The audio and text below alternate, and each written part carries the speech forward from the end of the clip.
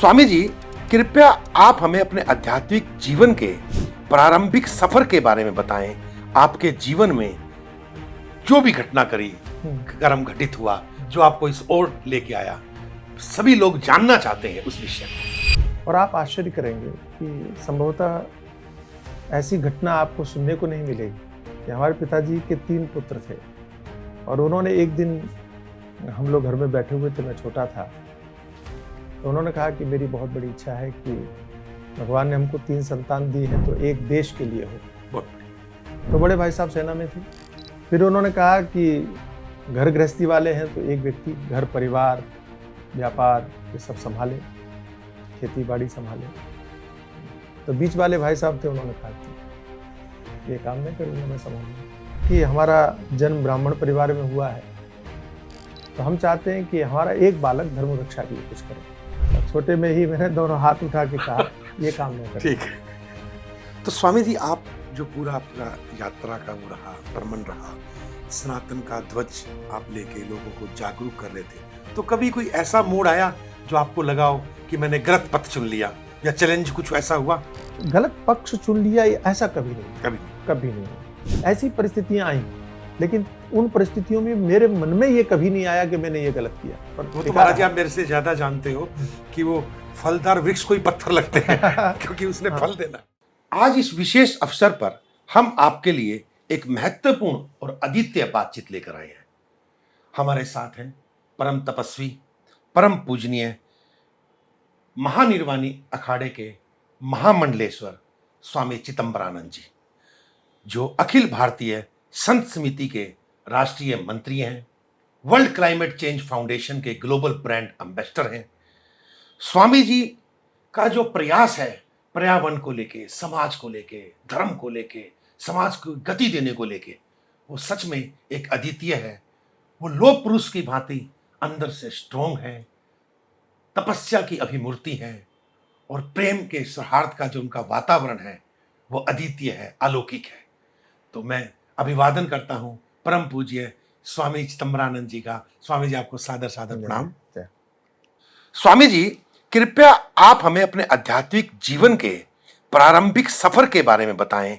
आपके जीवन में जो भी घटना करी, कर्म घटित हुआ जो आपको इस ओर लेके आया, सभी लोग जानना चाहते हैं उस विषय को। बहुत बहुत धन्यवाद आपका स्वामी सहजानंद जी। आप जो कार्य कर रहे हैं वो प्रशंसनीय है, अनुकरणीय है, सराहनीय है। प्रत्येक व्यक्ति के जीवन में कुछ न कुछ ऐसा होता है और होना चाहिए कि जिस उद्देश्य के साथ में व्यक्ति आगे बढ़ता है। मेरे साथ में भी ऐसा ही कुछ घटित हुआ कि पूर्व जन्म के कुछ संस्कार थे। इसके कारण में एक ऐसे परिवार में मैंने जन्म लिया जो पूरी तरह से आध्यात्मिक परिवार था। हमारे पिताजी बड़े आध्यात्मिक थे। और आप आश्चर्य करेंगे कि संभवतः ऐसी घटना आपको सुनने को नहीं मिलेगी कि हमारे पिताजी के 3 पुत्र थे और उन्होंने एक दिन, हम लोग घर में बैठे हुए थे, मैं छोटा था, तो उन्होंने कहा कि मेरी बहुत बड़ी इच्छा है कि भगवान ने हमको 3 संतान दी हैं तो एक देश के लिए हो। बहुत बढ़िया। तो बड़े भाई साहब सेना में थे। फिर उन्होंने कहा कि घर गृहस्थी वाले हैं तो एक व्यक्ति घर परिवार व्यापार ये सब संभाले, खेती बाड़ी संभाले। तो बीच वाले भाई साहब थे, उन्होंने कहा कि ये काम मैं करूँगा, मैं संभालूंगा। फिर उन्होंने कहा कि हमारा जन्म ब्राह्मण परिवार में हुआ है तो हमारा दायित्व बनता है कि धर्म रक्षा के लिए भी हमको कुछ करना चाहिए। तो हम चाहते हैं कि हमारा एक बालक धर्म रक्षा के लिए कुछ करे। तो मैं छोटा था और छोटे में ही मैंने दोनों हाथ उठा के कहा ये काम नहीं करें। ठीक। पिताजी ने उठा के गले लगा लिया। हालांकि उनकी ये भावना नहीं थी कि मैं महात्मा बन जाऊं, कि साधु हो जाऊं, कि सन्यासी बन जाऊं।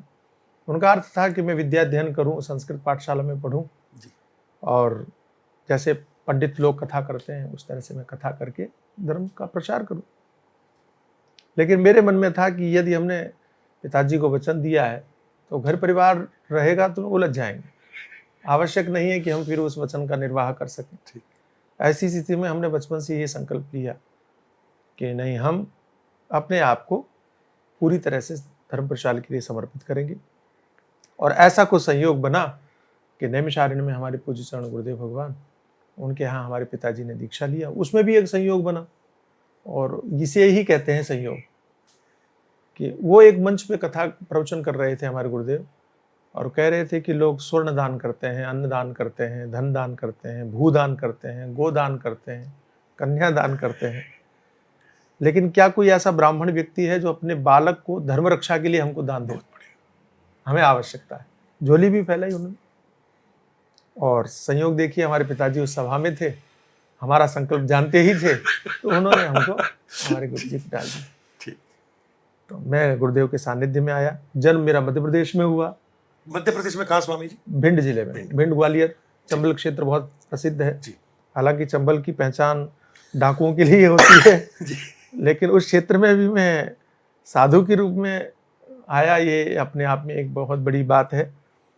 और आध्यात्मिक रूप से मेरा जन्म नैमिषारण्य की पावन धरा पर हुआ, जिसको सतयुग का तीर्थ कहते हैं, जहाँ भगवान श्री राम या भगवान का पहली बार इस पृथ्वी पर अवतरण हुआ कहीं, वो वही धरा है, बहुत नैमिषारण्य। तो आप इस बात को समझिए कि पहली बार इस पृथ्वी पे जब भगवान का अवतरण हुआ तो वो जगह नैमिषारण्य थी। जी जी। और उस पावन धरा पर जहाँ महाराजा मनु ने तपस्या किया और भगवान का साक्षात्कार किया, वहाँ 88,000 ऋषियों की पवित्र भूमि है। पुराणों में उसकी बड़ी महिमा है, तीर्थ श्रेष्ठ कहा जाता है। वहीं पर हमारे पूज्य चरण गुरुदेव भगवान पूज्य स्वामी हरिहरानंद सरस्वती जी महाराज, उनका ब्रह्म विज्ञान पीठ नाम से आश्रम है। वहाँ पर पूज्य महाराज जी के सानिध्य में रहा। आध्यात्मिक शिक्षा दीक्षा जो कुछ भी मेरे जीवन में है, सब उन्हीं की देन। लेकिन वो चूंकि छोटी जगह थी, ज़्यादा प्रकाश में नहीं थी, साधन भी नहीं थे, संसाधन भी नहीं थे। उद्देश्य मेरा पहले से ही था कि सनातन धर्म के लिए कुछ करना है, प्रचार प्रसार करना है। इस भावना को लेकर के फिर मैं नैमिषारण्य से भारत भ्रमण के लिए निकला। अनेक कठिनाइयाँ आई, बहुत सारी परिस्थितियाँ आई। सब बात करूँगा तो मुझे लगता है कि मैं 7 दिन तक कथा करूँ तो भी पूरा नहीं हो पाए। लेकिन संक्षेप में इतना है कि अनेक कथाएं किया। पूज्य चरण गुरुदेव भगवान ने बहुत सारे अनुष्ठान बताए, अनुष्ठान किए। जैसे आप तपस्या की बात करते हैं, तो हमारे गुरुजी ने बहुत तप करवाया हमसे। हाँ, और मुझे इस बात का गौरव है कि आजकल ये साधुओं में, संतों में परंपरा ये लुप्त प्राय जैसी हो रही है कि अब कोई साधना नहीं करना चाहता। लेकिन तपस्या भी नहीं करना चाहता जी, तपस्या भी नहीं करना चाहता। हमारे गुरुजी ने हमको 1 वर्ष तक 12-12 घंटे खड़े होकर के तप जप करवाया। बहुत बढ़िया। फिर मैं एक मध्य प्रदेश में एक स्थान है विजयपुर नाम का, वहाँ 1 महीने तक हम लगातार खड़े होकर के साधना। हाँ जी। तो ऐसे कई प्रकार के साधना, कभी कहीं साधना करना, कभी व्रत छोड़ देना, खाना छोड़ देना, कभी जल के ऊपर रहना, कभी जल भी छोड़ देना, कभी आंखें बंद करके साधना करना। मैंने बहुत सारी चीज़ें जीवन में और तरह तरह के अनुभव जीवन में इन साधनाओं के माध्यम से होते रहे। जीवन की विसंगतियों को भी समझा, लोगों को भी समझा, संसार को भी समझा। और उन परिस्थितियों में अकेले भ्रमण करते हुए, कोई साथ देने वाला नहीं था। सहजानंद जी, बहुत अद्भुत बात यह है कि 16 वर्ष की अवस्था में मैंने अपने गुरु स्थान को छोड़ दिया था, और तब से मैं अकेले ही पूरे भारत में भ्रमण करता हुआ, और जितना हो सका मैंने गांव-गांव जा करके, आदिवासी क्षेत्रों में जा करके और शहरों में भी जा करके तरह तरह से प्रवचन कार्य किए, कथाएं की।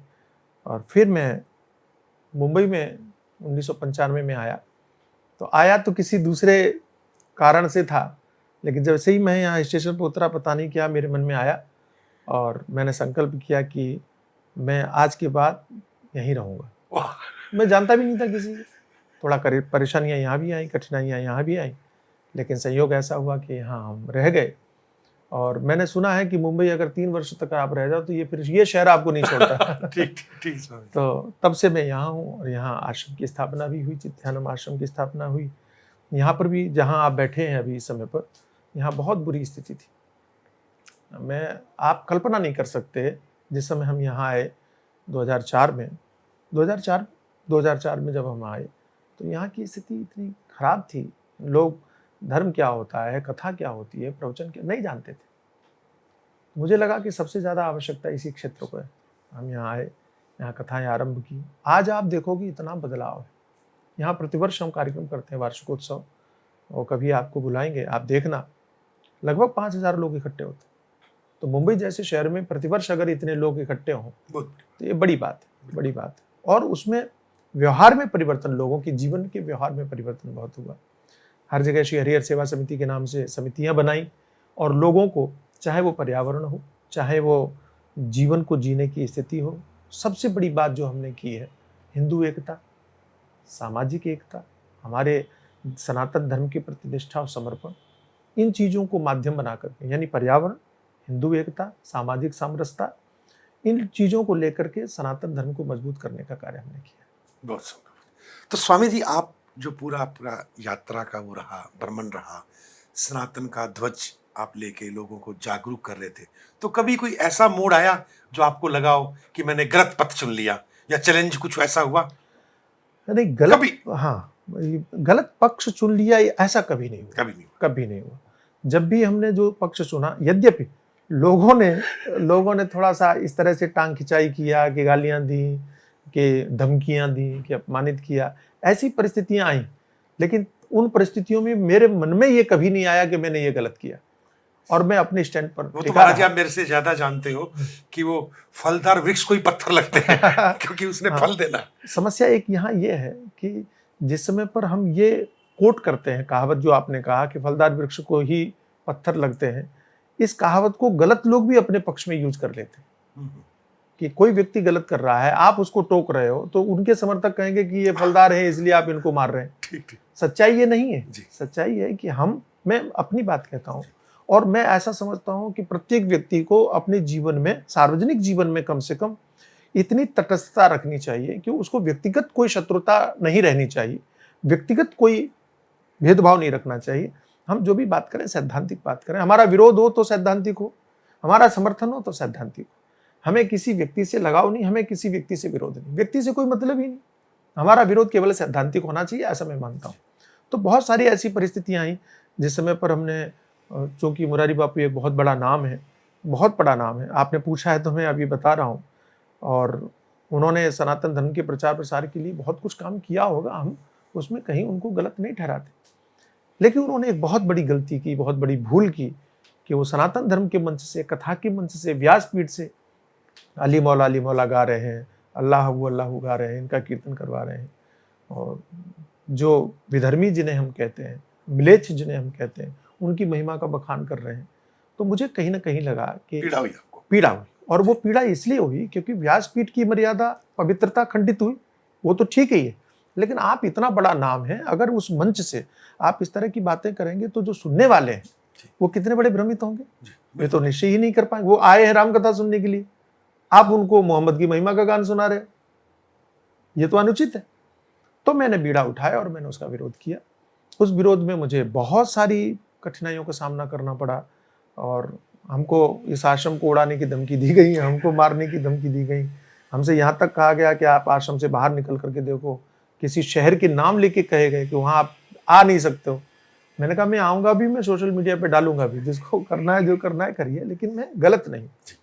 अंततोगत्वा बहुत विरोध होने के बाद में मुरारी बापू ने क्षमा भी मांगी। हाँ, हमने सुना था कि उन्होंने माफी मांगी। उन्होंने मांगी, और उन्होंने कई विषयों पर माफी मांगी। जो विषय थे भगवान कृष्ण को लेकर के उन्होंने जो कहे थे, बलराम जी को लेकर जो उन्होंने कहे थे, सब पर स्वामी जी वो ही नहीं, जो एक युवा संत आ रहे हैं, युवतियां आ रही हैं, जो भक्तजन जा रहे हैं, आप जैसे संतों के बोए हुए बीज को, जिन्होंने लोगों में सनातनता का उदय किया, कथाओं के प्रति लोगों को उत्सुकता जाहिर करी, और जो ये जो युवा संतों की पीढ़ी आ रही है, कथावाचकों की पीढ़ी आ रही है, वो उनकी नजरों में भगवान बन रहे हैं। फिर वो कथनी और करनी में अंतर है, फिर वो तर्क करते हैं। तो आप इसको कहाँ देखते हो? एक बहुत बड़ी समस्या हमारे साथ में ये हुई है कि हमारे यहाँ सनातन धर्म को लीड करने वाला नेतृत्व नहीं,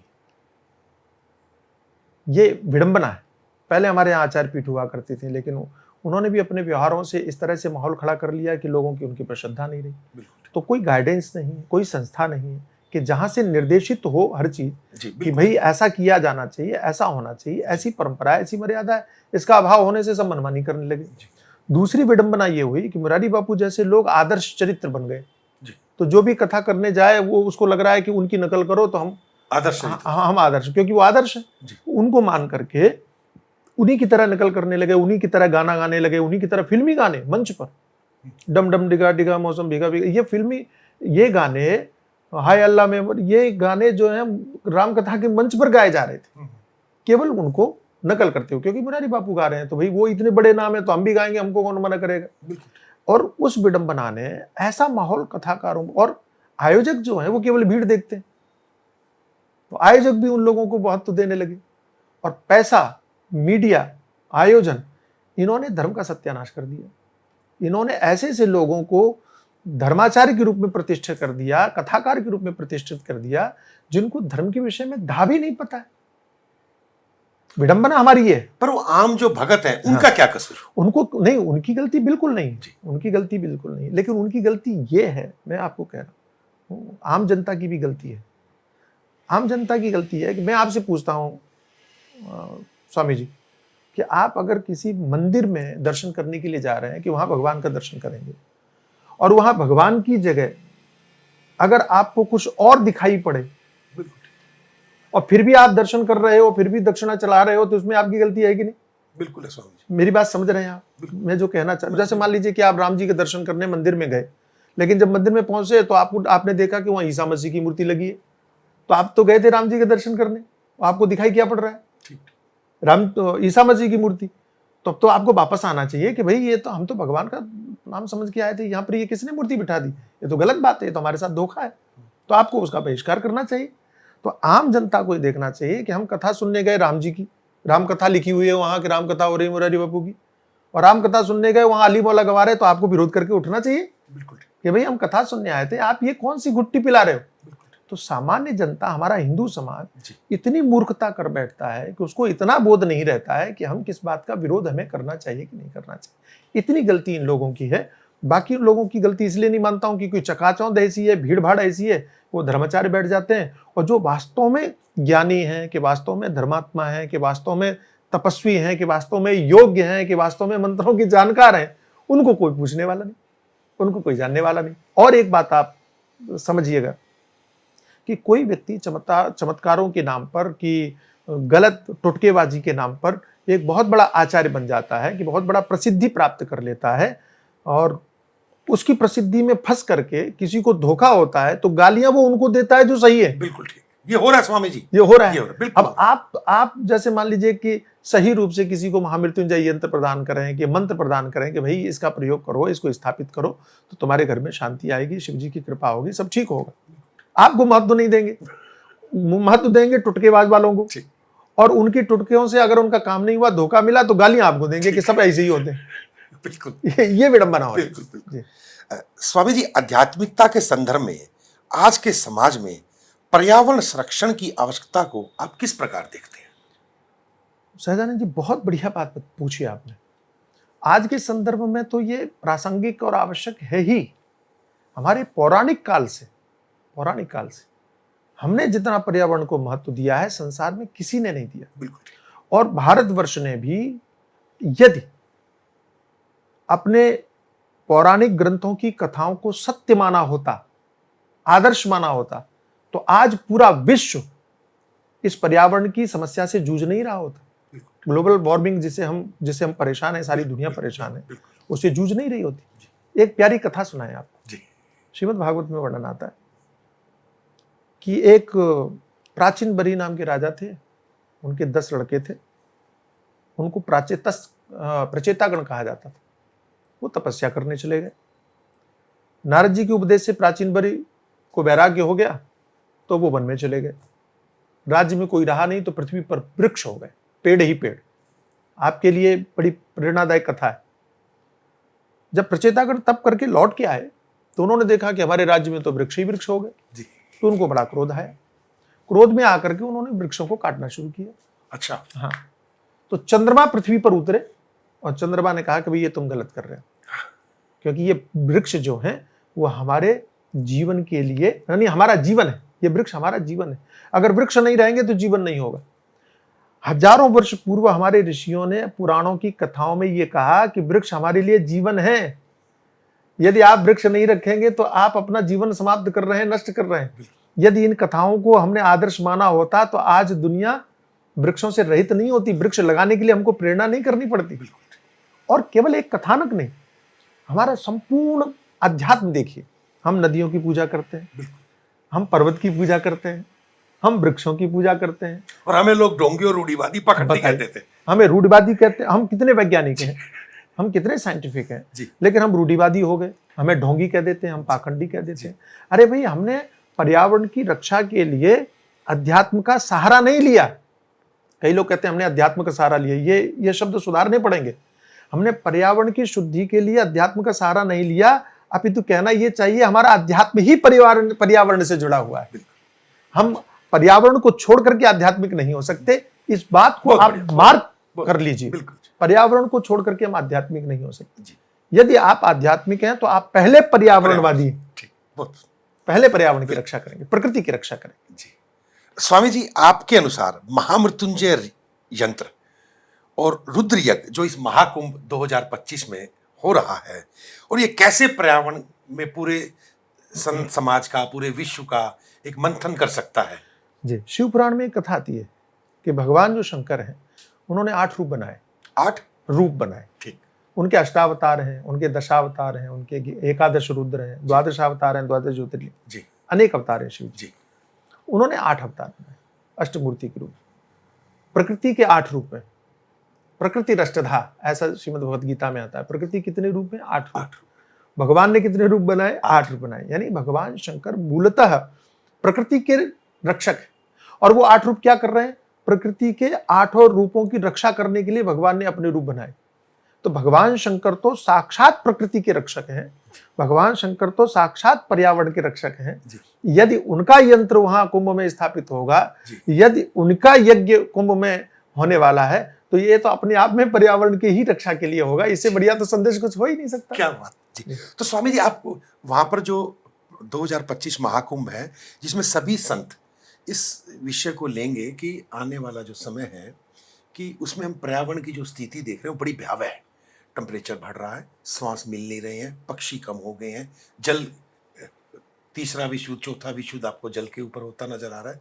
तो ये जो अभी तक जितने भी वैज्ञानिक हुए हैं, राजनीतिज्ञ लोग हुए हैं, वो इस पे कोई निष्कर्ष नहीं निकाल सके। तो क्या हम ये विश्वास करें कि इस कुंभ के अंदर सभी संत, सभी अखाड़ों के व्यक्तित्व एक मार्गदर्शन करेंगे भारत का और पृथ्वी का? जी, हमारे संतों ने सदैव ये प्रयत्न किया है, बार बार किया है। और हमारा जो यज्ञ है वो तो पर्यावरण की शुद्धि के लिए ही है।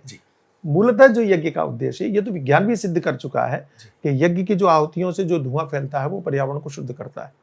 ये तो हमारे ऋषिकाल की परंपरा चली आ रही है, हम सदैव ये काम किया है। और हमारे यहाँ ये वर्णन है शास्त्रों में, भगवद गीता में वर्णन है कि हवन यज्ञ क्यों करना चाहिए। बोले यज्ञ से धुआं निकलेगा, धुआं से बादल बनेंगे, बादल से बरसात होगी, बरसात से अन्न होगा, अन्न से प्राणी बनेंगे। तो ये क्रम है। तो जीवन के लिए पर्यावरण आवश्यक है, प्रकृति आवश्यक है, उसके लिए यज्ञ आवश्यक है। जहां तक आपने कहा कि इस कुंभ में क्या संत समाज ये करेगा, आपने जो प्रयास वैश्विक स्तर पर किया है कि आप 37 देशों में शायद यात्रा कर चुके हैं पर्यावरण को लेकर के, क्लाइमेट को लेकर के, तो ये प्रशंसनीय कार्य किया है। और हम आपके इस कार्य को न केवल प्रशंसा करते हैं, हम तो दूसरों से कहते हैं कि सहजानंद जी का अनुकरण करना चाहिए। हम आपके साथ हैं और श्री पंचायती अखाड़ा महानिर्वाणी आपके साथ है। हम अन्यान्य जितने भी संत समाज हैं, कि अन्यान्य जितने अखाड़े हैं, अपने स्तर पर हम सभी को एक मंच पर लाएंगे, जहां आपका ये महामृत्युंजय यंत्र और यज्ञ होगा, रुद्र यज्ञ होगा, उस पंडाल में, उस मंच पर हम सभी संतों को आमंत्रित करेंगे और सभी से निवेदन करेंगे कि आप अपने शब्दों में, अपनी भावनाओं में, अपने उपदेशों में पर्यावरण की रक्षा के लिए कोई संदेश दीजिए। जी बिल्कुल बिल्कुल। स्वामी जी, आधुनिक समाज में एक विशेष हट के बात कर रहा हूं, आधुनिक समाज में लोग मानसिक तनाव और चिंता से जूझ रहे हैं, जबकि इतने कथावाचक हैं, इतने संत समाज है। ऐसे में आप उन्हें शांति और संतुलन बनाए रखने के लिए कौन से आध्यात्मिक उपाय सुझाएंगे? आज सच में पीड़ा होती है कि जिस देश के अंदर बुजुर्ग माता पिता हैं, संत हैं, मंदिर हैं, तब भी व्यक्ति बीमार है, अस्वस्थ है, मानसिक पीड़ा का शिकार है। सजानंद जी, एक बात समझिएगा आप कि भारतवर्ष ऋषियों का देश, कृषि प्रधान देश, ऋषि प्रधान देश, ऋषियों का देश। हमारे यहाँ शांति नहीं थी। हमारे यहाँ तो शांति की खोज के लिए बाहर से लोग भारत आते थे। बिल्कुल। हमने तो शांति दूसरों को दी है, शांति का संदेश दूसरों को दिया है। जी।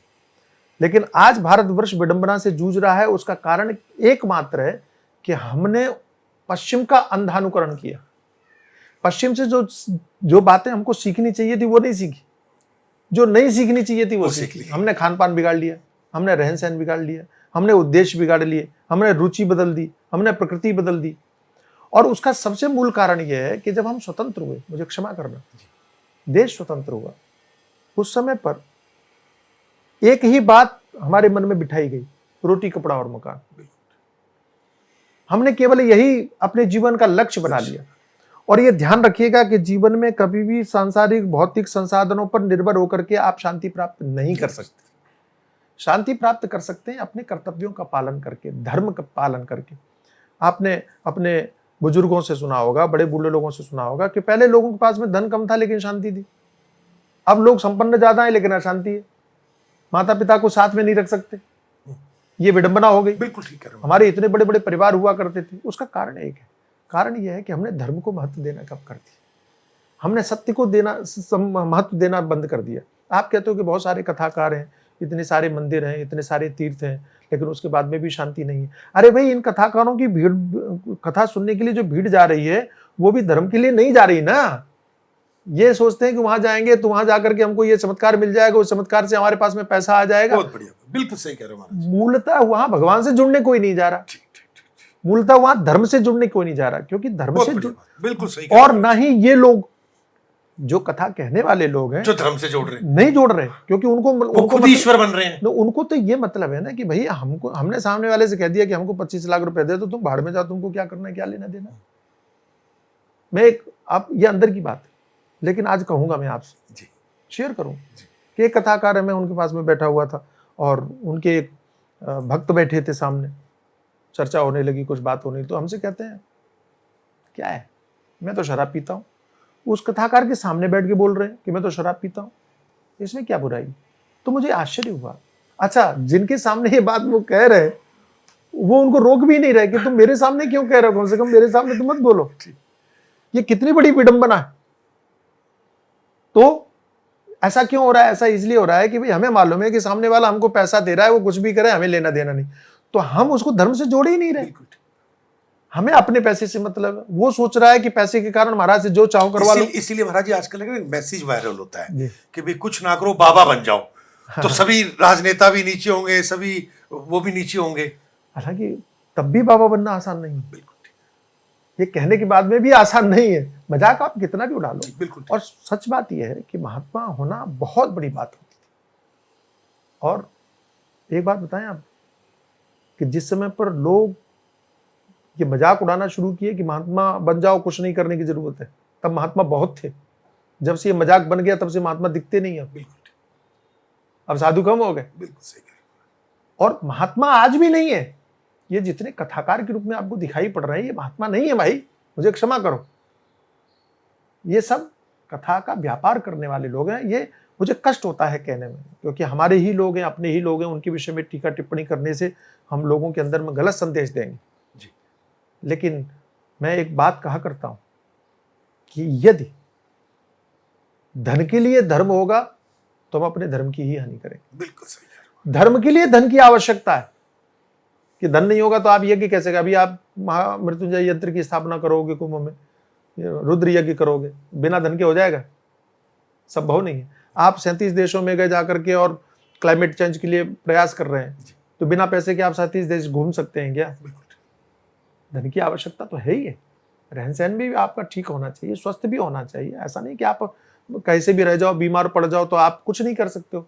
तो स्वास्थ्य की दृष्टि से आपको जो भी अनुकूल चीजें हैं वो होनी ही चाहिए। हम उसका विरोध नहीं करते, रहन सहन का विरोध नहीं करते। आचार्य परंपरा में जितनी भी चीजें हैं उनका रहन सहन होना चाहिए, लेकिन एक उद्देश्य सार्थक होना चाहिए, ये मेरा निवेदन। तो आज की युवा पीढ़ी कैसे आध्यात्मिकता की तरफ जुड़े? आज की युवा पीढ़ी आध्यात्मिक नहीं हो रही महाराज जी। आज की युवा पीढ़ी चमत्कारों को सलाम कर रही है कि मेरे को एक नंबर बता दो, मेरे को एक स्टोन बता दो, मैं कौन सा कलर पहनूं। मतलब उन्होंने इतने जो गहरा विज्ञान था, चाहे ज्योतिष था, अध्यात्म था, उसको इतना चीप स्तर पे ले आए हैं, इतना छोटा बना दिया उसको। तो इसमें युवा और लोग कर रहे हैं, लोग प्रभावित हो रहे हैं। जी, उसमें दो बातें। पहली बात तो ये कि 2014 से पहले का भारत देखोगे अगर आप, तो युवा इतना भी अध्यात्म से नहीं जुड़ा था। ये भी कड़वा सच स्वीकार करना चाहिए। पहले अध्यात्म को लोग इतना महत्व, खास करके युवा बिल्कुल नहीं जुड़ता था। उसे अपनी पढ़ाई से मतलब है, उसे अपनी फिल्मी दुनिया से मतलब है, उसे अपने क्रिकेट से मतलब है, उसे बिल्कुल ठीक, धर्म, पूजा, भगवान, उपचार, ज्योतिष क्या है उसे कोई लेना देना नहीं। 2014 के बाद में जब से माननीय नरेंद्र मोदी तो आप प्रधानमंत्री, ये श्रेय देते हो माननीय नरेंद्र मोदी जी को? क्योंकि जैसे यथा राजा तथा प्रजा, जी, राजा ने स्वयं जाकर क्योंकि उससे पहले कोई भी राजा शिवलिंग के पास गया नहीं महाराज जी। सभी राजनेता किसी ना किसी रूप में, किसी भी पार्टी के हो, किसी ना किसी धार्मिक व्यक्तित्व से जुड़े होते थे। बिल्कुल, उनके मंदिरों में जाते थे, उनके गुरुद्वारों में जाते थे, पर समाज के सामने नहीं आते थे बनने के बाद जी। तो ये पहले ऐसे व्यक्ति, पहले प्रधानमंत्री हुए कि जिन्होंने त्रिपुंड धारण किया, काशी विश्वनाथ में पूजन किया, और केवल स्वयं नहीं किया जी, करवाया, जापान के प्रधानमंत्री को त्रिपुंड लगा के गंगा की आरती करवाई, बिल्कुल, और फ्रांस के राष्ट्रपति को ले जाकर के खड़ा कर दिया। तो उससे युवा बड़ा प्रभावित हुआ।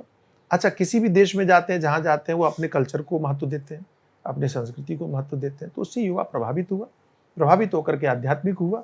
अब आप चाहे केदारनाथ देख लीजिए, चाहे रामेश्वरम देख लीजिए, चाहे जहां भी जाएंगे आप, आपको युवा दिखाई पड़ेगा। अब बूढ़े लोग कम दिखाई पड़ रहे हैं तीर्थ यात्रा। तो ये एक बेसिक परिवर्तन भारतवर्ष में हुआ है, और मैं आशा करता हूं कि ये परिवर्तन और सुखद रूप में होगा। महाराज जी, अभी आप बता रहे थे कि माननीय प्रधानमंत्री जी ने नो डाउट कि बहुत अच्छा काम किया। जो युवा वर्ग अध्यात्म और धर्म की तरफ अग्रसर नहीं था, वो एक आइडियल बने और सभी लोग आए, पूर्ण धार्मिक आए। लेकिन उसके बाद अब, हाँ, लेकिन एक समस्या बहुत बड़ी हो गई हमारे यहाँ। समस्या क्या हुई? हर व्यक्ति शॉर्टकट अपनाना चाह रहा है सक्सेस के लिए, सफलता के लिए।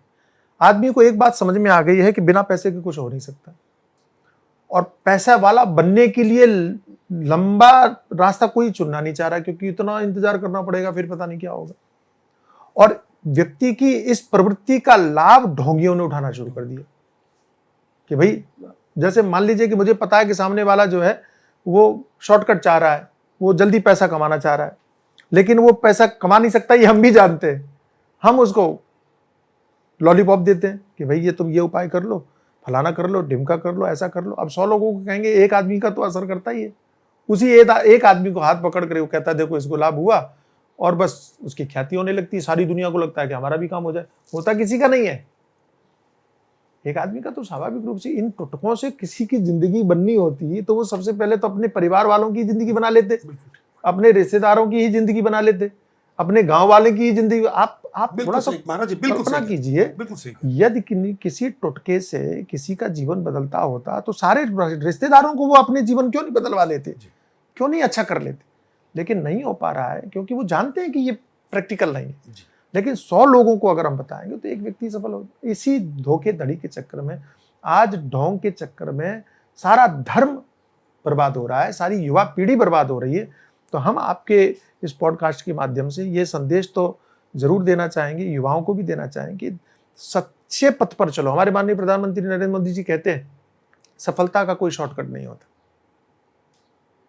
उन्होंने स्वयं जिया है, कितनी तपस्या किया, कितना लंबा संघर्ष किया, तब जाकर के वो प्रधानमंत्री बन पाए। तो आप, और ये भी ध्यान रखना, आप अच्छे से समझना कि आप जौ बोते हो ना, जौ, तो 9 दिन के अंदर अंदर वो इतना बड़ा हो जाता है, और थोड़े दिन के बाद में उसमें फल आ जाते हैं। ठीक है, बिल्कुल ठीक, और समाप्त हो जाता है। तो जो नहीं बनना है। लेकिन बरगद का पेड़ होता तो छोटा है, बढ़ने में टाइम लेता है, लेकिन जब एक बार बढ़ जाता है तो फिर वो अक्षय बन जाता है। तो सभी युवा पीढ़ी बड़े ध्यान से इस बात को समझ ले, दोनों बीज आपके पास है, जो का भी और बड़ का भी। चुनाव आपका है, चुनाव आपका। ये तो स्वामी जी, आपके विचार में धर्म और आध्यात्मिकता किस प्रकार से समाज में एकता और सामंजस्य स्थापित करने में सहायक है? मूलतः धर्म ही सामंजस्य स्थापित कर सकता है। अच्छा, धर्म ही एकता स्थापित कर सकता है, वो भी सनातन धर्म जी। आप मजहब को धर्म समझने की भूल मत करना, आप रिलीजन को धर्म समझने की भूल मत करना। लोग सोचते हैं हिंदू धर्म, नहीं, हिंदू धर्म है, क्योंकि हमें बताना। अब जब आप इस्लाम को भी धर्म मानोगे तो हमको तो धर्म का नाम फिर हिंदू रखना पड़ेगा ना जी। हमने धर्म को हिंदू नहीं कहा है, आप ये बात समझो, हमारे शास्त्रों ने धर्म को हिंदू नहीं कहा। आप बड़े ध्यान से इस बात को समझिए कि सभी लोग इस समय भ्रमित हैं। जो पूज्य स्वामी जी आपको बताना चाह रहे हैं वो आप आत्मसात करिए। धर्म हिंदू नहीं है जी, धर्म धर्म है, धर्म धर्म है जी। लेकिन जब हम इस्लाम को भी धर्म कहने लगेंगे, जब हम क्रिश्चियनिटी को भी हम धर्म कहने लगेंगे, जब अमुक को भी हम धर्म कहने लगेंगे, तब हमें उनसे अलग दिखाने के लिए कहना पड़ता है कि हमारा धर्म हिंदू है। जी, मूलतः धर्म हम ही है, धर्म हम ही है, ओके। कोई दूसरा धर्म नहीं है। वे मजहब हो सकते हैं, रिलीजन हो सकते हैं, लेकिन सनातन धर्म के अतिरिक्त तो कोई धर्म नहीं हो सकता। ये बात समझना चाहिए। इसलिए समझना चाहिए, क्यों समझना चाहिए? क्योंकि वेद कहते हैं, मतलब भागवत कहता है, वेद प्रणहितो धर्म यधर्मस् तद विपर्ययः। धर्म क्या है? जो वेदों ने कहा वो धर्म है, जो वेदों के विरुद्ध है वो अधर्म है। तो इस्लाम तो वेदों को फॉलो नहीं करता ना, तो वो धर्म कैसे हो गया? वो तो अधर्म है। क्रिश्चियनिटी जो है वेदों को फॉलो नहीं करती, तो वो धर्म कैसे हो गया? वो तो अधर्म है। तो धर्म क्या है? हम धर्म है, हिंदू धर्म। धर्म सामंजस्य स्थापित करता है, धर्म एकता स्थापित करता है। हम ही तो हैं जिन्होंने कहा सर्वे भवन्तु सुखिनः सर्वे सन्तु। संसार के किसी भी मजहब में, किसी भी रिलीजन में ये वाक्य दिखा दीजिए कि सारी दुनिया सुखी हो जाए, मैं उसके सामने झुक जाऊंगा। क्या इस्लाम ने कभी कहा कि सारी दुनिया सुखी हो जाए? क्या क्रिश्चियनिटी ने सिखाया कि सारी दुनिया सुखी हो जाए? और अगर इनका मानना ये था कि सारी दुनिया सुखी हो जाए, हम ये चाहते हैं, तो इन्होंने फिर धर्म परिवर्तन क्यों करवाए? क्यों तलवार के नाम पर उन्होंने धर्म परिवर्तन करवाए? क्यों उन्होंने 5 किलो गेहूं के नाम पर, चावल के नाम पर धर्म परिवर्तन करवाए? इसका मतलब ये जानते थे कि कोई हमारा धर्म स्वीकार करेगा नहीं, तो उन्होंने प्रलोभन दिया। तो किसी ने प्रलोभन दे करके, किसी ने डर के माध्यम से लोगों के धर्म परिवर्तन करवाए, क्योंकि वो ये कहते थे कि जब तुम मुस्लिम बनोगे तभी तुमको जन्नत मिलेगी, तभी तुम्हारा उद्धार होगा, तुम क्रिश्चियन बनोगे तभी तुम स्वर्ग में जाओगे, तभी तुम्हारा कल्याण होगा। वो ये नहीं मानते थे कि सारी दुनिया का कल्याण हो सकता। तो पूज्य स्वामी जी, इसमें आप कमी महात्मा की या संत की या सनातन के अनुयायियों की या उसको दिशा निर्देश करने वालों की नहीं मानोगे कि अपने लोग 4 किलो गेहूं के चक्कर में धर्म परिवर्तन करवा गए, स्वर्ग की इच्छा के चक्कर में धर्म परिवर्तन करा गए, या अफसरा मिलेगी मुझे इसलिए धर्म परिवर्तन करा? आप इस पे कमी किसकी मानोगे? हाँ, हमने मेहनत नहीं की, इसका मतलब अपने लोगों जी बिल्कुल। सबसे बड़ा जो दोष है, मैं बता रहा हूँ, दो पक्ष इसमें देखना चाहिए जी। हम 1200 वर्ष तक गुलाम रहे, ये बहुत बड़ा काल है। ओके, हम 12 साल की बात नहीं कर रहे, 120 साल की बात नहीं कर रहे, हम 1200 वर्षों तक गुलाम रहे, फिर भी हमारा धर्म खत्म नहीं हुआ। ठीक, फिर भी लोगों के अंदर से संस्कार खत्म नहीं हुए। ठीक, किसने बचाया? महात्माओं ने ही तो बचाया, बहुत संतों ने ही तो बचाया।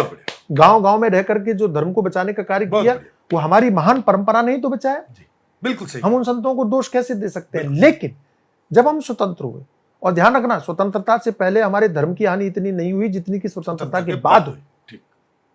स्वतंत्रता के बाद क्या हुआ? जो संविधान निर्माताओं ने, कि तथाकथित राजनेताओं ने, कि उन लोगों की जिनके हाथ में सत्ता थी, उन्होंने संविधान के नाम पर इस तरह से भेदभाव रखा। हिंदुओं के लिए अलग कानून बना दिए, मुसलमानों के लिए अलग कानून बना दिए। मुसलमान अपने धर्म को जीने के लिए स्वतंत्र हो गए, लेकिन साधु महात्मा अपने धर्म को जीने के लिए स्वतंत्र नहीं हुए। आपके ऊपर कानून लाद दिया गया, आपको ये मानना पड़ेगा, आपको ये करना पड़ेगा, आपको ऐसा। आपको पता है, जान के चकित हो जाएंगे आप, आश्चर्य करेंगे। गीता प्रेस का नाम जानते हैं आप? जी। कितनी बड़ी प्रेस, हिंदू धर्म की सबसे बड़ी प्रेस। बिल्कुल। लेकिन जो पुरानी सरकारें ने थी, उन्होंने वहां पर कानून बना दिया कि अगर आपको हमसे सहयोग चाहिए तो आपको अपनी किताबों में मुसलमानों की कहानियां छापनी पड़ेंगी। अच्छा जी, और उनको छापना पड़ा। ईसाइयों की कहानियां छापनी पड़ेंगी। आपको अपने आप को सेकुलर दिखाना पड़ेगा। अब आप बताइए कि जिस समय पर सरकार गीता प्रेस जैसी प्रेस, इतनी बड़ी प्रेस के ऊपर भी अपना मनमाना आचरण करने के लिए मजबूर करती थी, आप सोचिए कि कौन सा आश्रम और कौन सा महंत और कौन सा मठ और कौन सा संप्रदाय स्वतंत्र होकर के धर्म प्रचार कर सकता था? बिल्कुल। तो उनके ऊपर पाबंदियां लगाई गई, संतों के ऊपर, और सामान्य जनता के दिमाग में यह भर दिया गया कि हिंदू धर्म तो कुछ है ही नहीं, ये तो पाखंड है, ये तो ढोंग है, यहाँ तो शूद्रों का अपमान किया जाता है, यहाँ तो स्त्रियों का अपमान किया जाता है।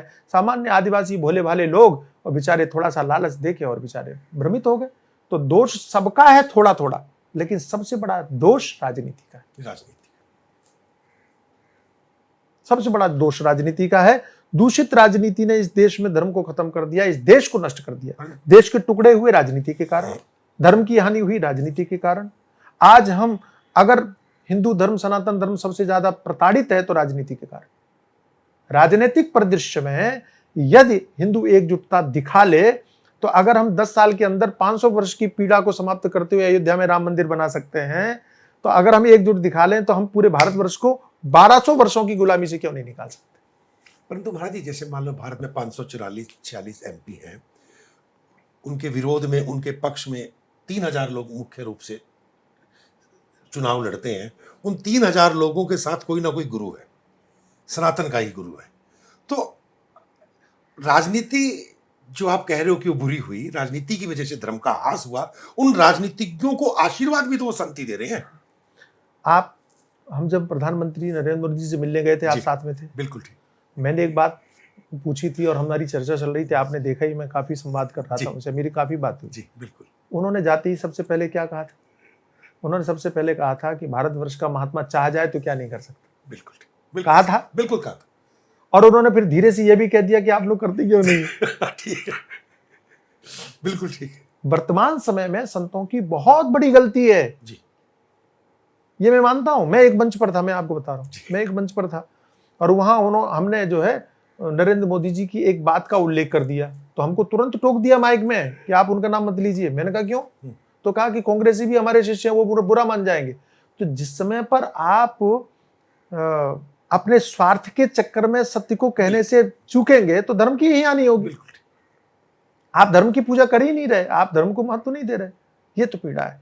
और वर्तमान समय में जो विशेष करके धर्म के नाम पर आदर्श दिखाई पड़ते हैं, वे आदर्श नहीं है मेरे भाई।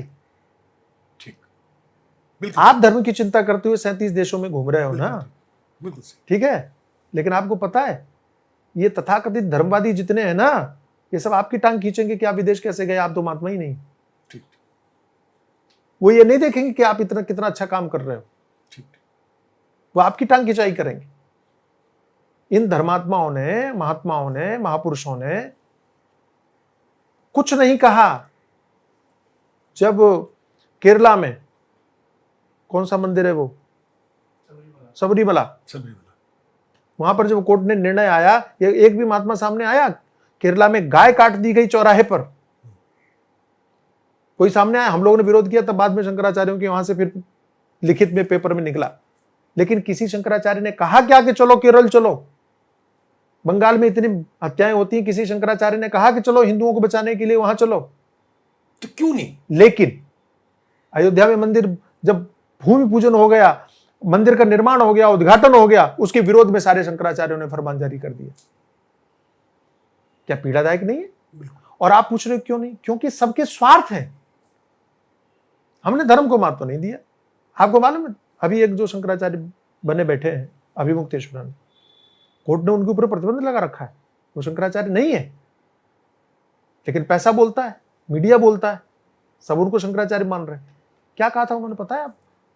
सीए जब लागू किया भारत सरकार ने, तो उन्होंने कहा कि सीए के अंतर्गत पाकिस्तान के मुसलमानों को भी नागरिकता दी जानी चाहिए। अरे तुम हिंदू धर्म गुरु हो कि मुसलमानों की धर्म गुरु हो? ये उनका वीडियो मेरे पास है भाई। एक बार मैंने पोस्ट कर दिया था तो उन्होंने कहा कि आप ये गलत कर रहे हो और हम आपके खिलाफ कोर्ट करें। मैंने कहा केस करिए, मेरे पास में प्रूफ है। कैसे बोल सकते हैं आप? पाकिस्तान के मुसलमानों को भारत की नागरिकता दी जानी चाहिए क्या? ये हिंदू धर्माचार्य बोले, ये पीड़ादायक नहीं? तो जब स्वार्थ के लिए जब आप बोलते हो तब पीड़ा हो। तो आप ये कहते हो स्वार्थ है तो लक्ष्य नहीं है? नहीं है। स्वार्थ जहां, वहां लक्ष्य कहां रहा? हाँ, हमको हमारा हित होना चाहिए, हमारा लाभ होना चाहिए। तो फिर स्वामी जी, धर्म और आध्यात्मिकता कैसे समाज को राह दिखाएंगे? क्योंकि धर्म के अंदर, तथाकथित धर्म में या तथाकथित इन सारे अवसरवादियों में अगर अपना स्वार्थ छुपा है तो हम उस लक्ष्य को तो नहीं पा। आज भी सच्चे लोग हैं, ऐसा तो नहीं कह सकते कि नहीं, भले वो कम संख्या में है। देखो, जिस दिन सच्चाई मिट जाएगी उस दिन धर्म क्या कुछ नहीं बचेगा। जी, इस देश को, इस मैंने फिर याद दिलाऊंगा आपको, 12 वर्षों तक अगर धर्म बचा रहा है तो आगे भी बचा रहेगा, क्योंकि उस समय बचाने वाले थे, आज भी बचाने वाले हैं। उनको दुनिया नहीं जानती, समाज नहीं जानता है, लोग नहीं जानते हैं। आज भी गांव-गांव में काम करने वाले महात्मा हैं, आज भी आदिवासी क्षेत्रों में काम करने वाले महात्मा हैं, आज भी ऐसे ऐसे काम करने वाले महात्मा, आप चकित रह जाएंगे। यहाँ गुजरात में एक जगह है, मैं आपको लेके चलूंगा बरवाल में, आप चकित रह जाएंगे। वहां आदिवासी क्षेत्रों में इतना काम किया, आप आदिवासी क्षेत्र में भ्रमण करेंगे, दंग रह जाएंगे। आप कहेंगे ये क्या हो रहा है, तो इतना गरीब गरीब आदिवासियों के वहां पर, जैसे आप पहुंचेंगे, आपके पांव धोएंगे, वो तिलक करेंगे, आपकी आरती उतारेंगे, आपको किसने सिखाया, तो वो कहेंगे कि हमारे महात्मा जी ने सिखाया, हमारे गुरु जी ने सिखाया। गुरु जी ने वहां, तो मैंने पूछा स्वामी जी से, अरे एक महात्मा जी हैं विद्यानंद जी महाराज, उनसे मैंने पूछा, उनका इन लोगों के अंदर संस्कार, बोले हमने किया। तो उन्होंने कहा आपको तो कोई जानता नहीं है कि, बोले हमने दुनिया को जताने के लिए नहीं किया, हमने काम किया। ऐसे एक नहीं, बहुत सारे महात्मा हैं, लेकिन उनको कोई जानता नहीं है। और आज का जो युवा, आज की जो युवा पीढ़ी है, वो केवल गालियां देना जानती है, महात्मा कुछ करते ही नहीं। महात्मा अरे जो करते हैं उनको, उनका साथ देने की हिम्मत दिखाओ ना। अगर सहजानंद जी कुछ कर रहे हैं, चिदंबरानंद कुछ कर रहे हैं, विद्यानंद जी कुछ कर रहे हैं, तो उनका साथ दो। बोले स्वामी जी आप क्या कर रहे हो, हम आपका साथ देने के लिए तैयार। ये कहने कोई नहीं आता, गालियां देने सब आ जाते हैं। तो स्वामी जी, आपने अपनी पूरी यात्रा के दौरान जरूर कुछ ना कुछ चैलेंज भी आए होंगे आपके पास। हाँ, आपने कैसे उनका समाधान किया? कोई एक ऐसा चैलेंज हो जो आपके जीवन का, कि आपने अपने अनुभव से उसका रास्ता निकाला हो? चैलेंज बहुत सारे चैलेंज थे जी। सबसे बड़ी चैलेंज बात जो आती है वो ये है कि भारत में जितने भी मुस्लिम हो सब हिंदू ही थे, इनकी घर वापसी कैसे करवाई जाए, ये सबसे बड़ा चैलेंज। हाँ, आपने महाराज जी शेखर जफर नाम के, शेख जफर को आपने हिंदू धर्म में वापसी कराई, उसका बड़ा मुद्दा बना था सभी नेशनल इंटरनेशनल मीडिया में, अखबारों में। तो उस समय आपको कैसा फील हुआ? वो मीडिया में ये इसलिए आया क्योंकि वो मीडिया प्रमुख था वहाँ। अच्छा। जो रतलाम के पास एक मंदसौर शहर है, नगर है, मंदसौर जिला भी है, तो मंदसौर शहर का जितना भी मीडिया प्रभारी वही था। मीडिया का एक विभाग होता है, उसका चेयरमैन था वो। इतना बड़ा आदमी अगर मुस्लिम होकर के और हिंदू धर्म में वापसी करे तो एक बहुत बड़ी बात होनी थी। तो मीडिया का चहेता भी बन गया और वो काफी मैटर बना। सबसे बड़ी समस्या ये है, हमको जो फील उस समय पर हुई कि उन लोगों को घर वापसी करने में हमारे ही लोग बाधा बनते। कई बार लोगों ने हमको डराया धमकाया कि आप मुसलमानों को अगर घर वापसी करवाओगे तो मुसलमानों से आपको खतरा होगा। हमने कहा जो होगा देखा जाएगा। लेकिन जो मूलतः हिंदू ही थे और वो किसी कारण से अगर वो मुसलमान बन गए और वापस आना चाहते तो उनको तो स्वतंत्रता होनी चाहिए और हमको लाना चाहिए। लेकिन हमने जब शेख जफर की घर वापसी किया तो किसी मुसलमान ने विरोध नहीं किया हमारा। अच्छा, ये मैं ऑन कैमरा कह रहा हूं। ओके। एक मुसलमान मेरे पास नहीं आया कि आप ऐसा क्यों कर रहे हो, भले ही घर में कुछ भी कह रहे हो, जी, घर में उन्होंने कुछ भी बोला हो, लेकिन हमारे सामने आज तक, इतने वर्ष हो गए, आज तक एक मुसलमान ने विरोध नहीं किया और हिंदुओं ने हमारी टांग खींच ली कि आप ऐसा क्यों कर रहे हो, उनको कहाँ रखोगे, कौन सी जाति में रखोगे, क्या करोगे, कौन सा गोत्र होगा, कौन सा उनके बच्चे कहाँ शादी करेंगे। हाँ, बहुत सारी बातें। जी, मैं पढ़ रहा था स्वामी, ये दिमाग खराब हो गया मेरा तो। जी, लेकिन हमारे गुरुजी ने कहा, मैंने अपने गुरुदेव से पूछा था, उन्होंने कहा ऐसा ऐसा हो। और मैं बिना गुरुजी के कुछ नहीं करता भी है, मैं सदैव उनके प्रति निष्ठावान हूँ। तो मैंने डरते डरते पूछा था, क्योंकि वो भी पुराने विचारों के महात्मा हैं। मैंने कहा कि पता नहीं वो क्या उत्तर देंगे और उनके बिना मैं करना तो मेरे लिए संभव नहीं था। तो मैंने जब उनसे पूछा था, एक बहुत पहले की बात है, तो मैंने कहा कि अगर किसी की वापसी करें तो उसकी जाति क्या होगी स्वामी जी। तो बहुत शांति से उन्होंने कहा कि जिस जाति के वो थे वही जाति होगी। मतलब पूर्व में जो उनके माता पिता जिस जाति के थे, मैंने कहा कदाचित अगर पता ना हो तो बोले उनका आचरण व्यवहार देख करके उनकी जाति निर्धारित कर दो। उनका व्यवहार कैसा है, आचरण कैसा है, देख करके निर्धारित कर दो। मैंने कहा गोत्र, बोले सब कश्यप की संतान है तो कश्यप गोत्र कह सकते। सुविधाजनक हो गया मेरे लिए। हमने शेख जफर से पूछा, हमने कहा तुम्हारी जाति क्या थी, तो बोले हम लोग क्षत्रिय थे, तो उनका चेतन सिंह राजपूत नाम रखा। और बड़ा, और उसके बाद में बहुत सारे मुसलमान, ये तो नाम विख्यात हो गया, बहुत सारे मुसलमानों की घर वापसी हुई, अनेक। अगर आप चाहेंगे तो मैं तो पूरे नाम आपको पट्टियां दे करके बता दूंगा कितने लोग। और ईसाइयों की भी, केवल मुसलमानों की नहीं, ईसाइयों की भी। महाराज जी ने ईसाइयों को, मुस्लिम को, बहुत लोगों को घर वापसी कराई, इनको श्रेय जाता है। और सच में साधुवाद के पात्र हैं कि अपने लोगों ने इनको ब्लेम किया पर बाहर के लोगों ने इनको अप्रिशिएट किया, और उसके बाद भी व्यक्तित्व अपने पथ से नहीं अपने लक्ष्य पे केंद्रित है। स्वामी जी एक अजीब सा प्रश्न इसमें है। बीच में एक बात याद आ गई हमको, जी, जी, कि जी। जब हमने शेख जफर की घर वापसी करवाई जी। और बहुत सारे मीडिया ट्रायल हुआ और बड़ा चर्चा का विषय बना, जी, उसमें हमको मुसलमानों के फोन आने लगे जी। कि हम चाहते हैं घर वापसी करवाए, आप हमारी करवाइए। ठीक। लेकिन कुछ मैटर ऐसा बन रहा था कि दिल्ली में चाह रहे थे वो कि दिल्ली में आप करिए, जी, तो दिल्ली में सरकार थी दूसरे की। मैंने कहा कि नहीं, ऐसी जगह नहीं, आप जहां भाजपा की सरकारें हैं उस किसी भी प्रदेश में कह दो, मैं आ जाऊंगा। लेकिन क्योंकि मैं जानता जी। हूं राजनीति इतनी दूषित हो चुकी है, जी। इतनी दूषित हो चुकी है कि कहां कौन क्या कर बैठे, और आप जेल में चले गए तो आप कुछ नहीं कर सकते, ये ध्यान रखना। जी। क्योंकि हमारे पास इतना पैसा नहीं कि हम उन लोगों से लड़ सकें, बिल्कुल। तो हमें सावधान भी रहना है, बचाव भी करना है। तो मैंने कहा कि भाई देखो, हम घर वापसी करवाएंगे, लेकिन वहां जहां हम अपने थोड़ा सुविधाजनक स्थिति में रहे। ठीक। हम आ कहीं भी सकते हैं, हम कहीं जाने से नहीं डरते हैं। जी। बंगाल में जब वो मारकाट चल रही थी, जी, मैं शहजादी जी आपको आज कैमरे के सामने कह रहा हूं, ये बातें कहता नहीं हूं मैं। उन लोगों ने कहा कि आप बंगाल आएंगे, मैंने कहा बिल्कुल आऊंगा। आप हमारे साथ खड़े होंगे, मैंने कहा बुलाओ तो सही, मैं तो खड़ा ही हूं। मैं खड़ा हूं। जी। तो कहा कि ममता का रिकॉर्ड बहुत खराब है और वो मारकाट। हमने कहा मैं मरने से नहीं डरता। और फिर मैंने एक बात और की, हमने कहा जिस दिन मैंने संन्यास लिया उसी दिन मैं मर गया था। ये जितना भी हमारा जीवन है, सांसें धर्म के लिए समर्पित है। हम हर जगह जाने के लिए तैयार हैं। मैं बाद में फिर बंगाल में भी गया, मैं केरला में भी गया, मैं कहीं भी जाने से नहीं डरता, जहां भी आवश्यकता होगी। हमको लोग आदिवासी क्षेत्र में, हमारे साथ वाले कई बार कह देते हैं कि आप कहीं भी चल देते हो, पता नहीं लगाते हो कि वो जगह कौन सी है, कैसी है। जो होगा सो होगा, जब तक सांसें हैं तब तक करेंगे। हम ऐसी ऐसी जगह पहुंच गए, केवल एक फोन पर। मैं सामने कभी व्यक्ति से मिला नहीं, उसने कहा कि स्वामी जी हम चाहते हैं आप आ जाएंगे तो हमारा यहाँ थोड़ा सा माहौल बन जाए। मैंने कहा मैं आऊंगा।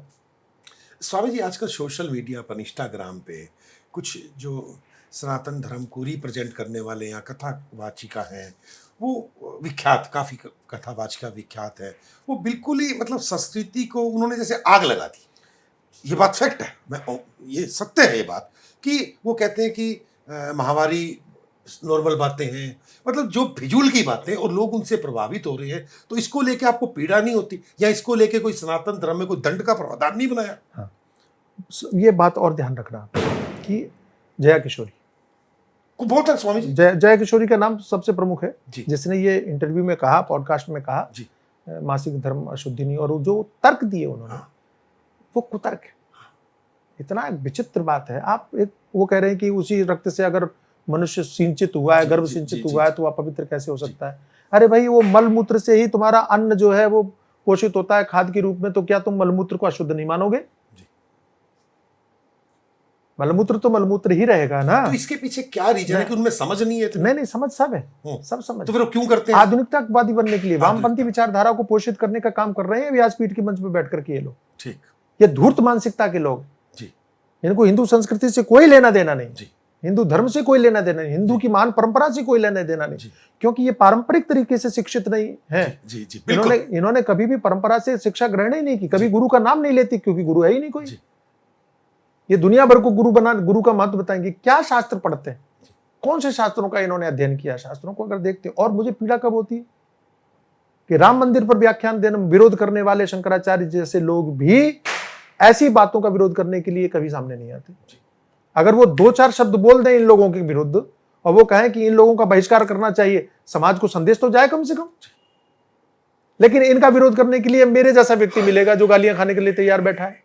आप समाज को क्या दिशा निर्देश देते हैं महाराज जी इस विषय में? मैं तो सीधी सी बात कहता हूं कि पारंपरिक जो शिक्षा प्राप्त लोग हैं, जिन्होंने धर्म की महिमा को समझा है, उन्हीं के द्वारा ही कथा होनी चाहिए।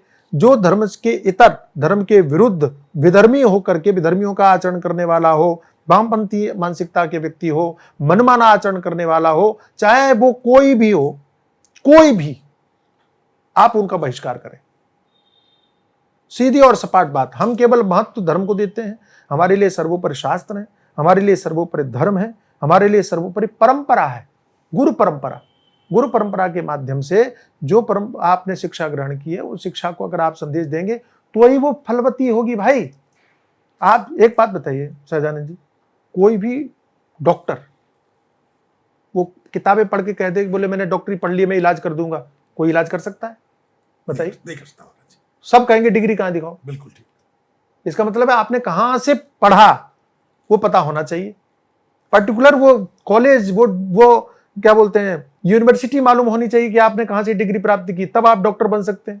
आपने कहां से पढ़ाई किया तब आप शिक्षक बन सकते हैं। आपने कहां से पढ़ाई किया तब आप ड्राइवर बन सकते हैं। आपने कहां से, हर चीज के लिए एक पर्टिकुलर स्थान, प्रामाणिक संस्थान होना चाहिए।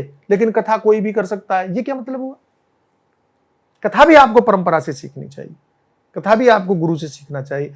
कथा कौन सी परंपरा से आप दीक्षित हैं, कौन सी परंपरा से आप शिक्षित हैं, ये जब तक नहीं मालूम पड़ेगा, आपके साथ में, हिंदू धर्म के साथ में ऐसे ही बलात्कार करते रहेंगे ये लोग, अत्याचार करते रहेंगे। तो स्वामी जी, आपका युवा पीढ़ी को वर्तमान परिवेश में पर्यावरण और अध्यात्म को लेकर क्या दिशा निर्देश है? पूरा भारत और पूरा विश्व आपके इस पॉडकास्ट को देखेगा, समझेगा, तो उनके लिए क्या संदेश आपके लिए, अध्यात्म और पर्यावरण? माननीय प्रधानमंत्री श्री नरेंद्र मोदी ने वैश्विक मंचों पर पर्यावरण को लेकर के और अध्यात्म को लेकर के दोनों ही संदर्भ में सुंदर संदेश दिए। पर्यावरण के रूप में कहा कि हम प्रकृति के पूजक हैं। नरेंद्र मोदी ने 2014 में सत्ता में आने के बाद में स्वच्छ भारत का नारा लगाया। तो स्वच्छ भारत का मतलब केवल सड़क साफ करना नहीं है। स्वच्छ भारत का मतलब नदियों का साफ करना भी है। स्वच्छ भारत का मतलब है मंदिरों का साफ करना भी है, तीर्थों का भी साफ करना है। स्वच्छ भारत का मतलब घर की पवित्रता भी है, सामाजिक पवित्रता भी है, पर्यावरण की भी स्वच्छता है, प्रकृति की भी स्वच्छता है। हर जगह पर आपको उसको महत्व समझना पड़ेगा। देखो, प्रकृति को नष्ट कर दिया, पर्यावरण को नष्ट कर दिया, आप अपने आप नष्ट हो जाओगे। अगर सांस नहीं रहेगी तो जिंदा कैसे रहोगे? स्वामी सहजानंद जी ने आरंभ में ही कहा कि अगला जो विश्व युद्ध है वो पानी के लिए होने वाला है। अगर आप जल के महत्व को नहीं समझेंगे, हवा के महत्व को नहीं समझेंगे, अगर आप पृथ्वी के महत्व को नहीं समझेंगे, अगर आप अग्नि के महत्व को नहीं समझेंगे, तो समझ लीजिए कि आप अपने जीवन के साथ खिलवाड़ कर रहे हैं। ये पहला धर्म है, सनातन धर्म, जिसने आपको बताया और सिखाया कि ये जो शरीर है ये आकाश, वायु, तेज, जल, पृथ्वी 5 तत्वों से बना है। इसी पृथ्वी से, इसी जल से, इसी वायु से, इसी आकाश से, इसी अग्नि से। अगर इन 5 को आपने नष्ट करने का काम किया तो आप अपने शरीर को नष्ट कर रहे हैं, आप अपनी परंपरा को नष्ट कर रहे हैं, आप अपने प्रकृति को नष्ट कर रहे हैं। इसलिए युवाओं को बहुत विशेष संदेश है कि आप पर्यावरण को महत्व देते हुए प्रकृति और शरीर दोनों की रक्षा करें। आप ऐसा कुछ मत खाएं जो आपके शरीर को नष्ट कर रहा है, चाहे वो गुटखा हो, चाहे वो बीड़ी हो, चाहे वो सिगरेट हो, चाहे वो तंबाकू हो, चाहे वो शराब हो। ये सारी चीजें आपके शरीर को नष्ट करने का काम कर रही हैं। आपके शरीर को भी बचाना चाहिए। और मन से अशांति हो रही है, मन से टेंशन बढ़ रही है, डिप्रेशन बढ़ रहा है। और डिप्रेशन बढ़ने का कारण है क्योंकि मन से अध्यात्म को आपने समझने का काम नहीं किया, धर्म को समझने का काम नहीं किया। मेरा इस पॉडकास्ट के माध्यम से यह संदेश है स्वामी सहजानंद सरस्वती जी के साथ में कि आप सही रूप में अध्यात्म को समझिए, धर्म को समझिए, पारंपरिक रूप से धर्म को समझिए। तब निश्चित रूप से आपका मन भी शांत होगा और पर्यावरण को शुद्ध करेंगे तो आपका शरीर भी स्वस्थ रहेगा। ये मेरा संदेश। आपको बहुत बहुत धन्यवाद स्वामी जी। सादर सादर आपको प्रणाम स्वामी जी।